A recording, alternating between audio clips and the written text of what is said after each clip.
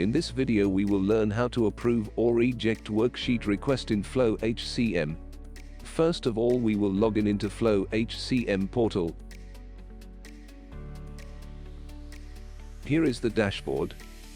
Click on the attendance module on top navigation bar. So here you can see attendance approval form. Here you can see all the filters for selection criteria of approvals. Request type drop-down shows all types of requests that can be viewed. Date criteria can be selected as well. Select worksheet from drop-down. In the grid below you can see list of requests.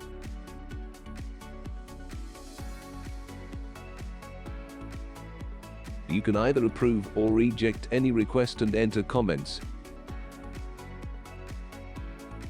Then save. System will show a small pop-up indicating that your request is successful.